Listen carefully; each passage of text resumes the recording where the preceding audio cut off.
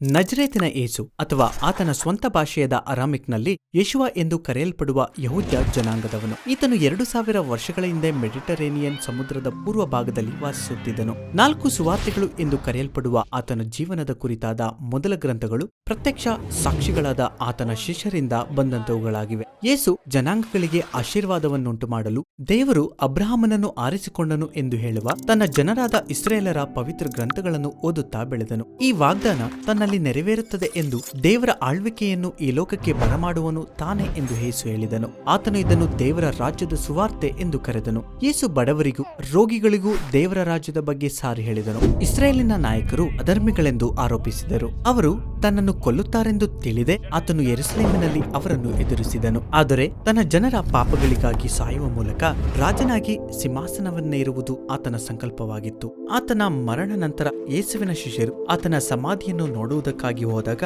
ಅದು ಬರಿದಾಗಿತ್ತು. ಆಗ ಯೇಸು ಅನೇಕರಿಗೆ ಜೀವಂತವಾಗಿ ಕಾಣಿಸಿಕೊಂಡು ತಾನು ಈ ಲೋಕಕ್ಕೆ ರಾಜನೆಂದು ಮಾನವ ಕುಲಕ್ಕೆ ಹೊಸ ಭವಿಷ್ಯವನ್ನು ಕೊಡುವನೆಂದು ಹೇಳಿದನು. ಅನಂತರ ಈ ಲೋಕದಾದ್ಯಂತ ತನ್ನ ಆಳ್ವಿಕೆಯ ಕುರಿತು ಶುಭವಾರ್ತೆಯನ್ನು ಸಾರಿ ಹೇಳುವಂತೆ ಆತನು ತನ್ನ ಶಿಷ್ಯರನ್ನು ಕಳುಹಿಸಿದನು.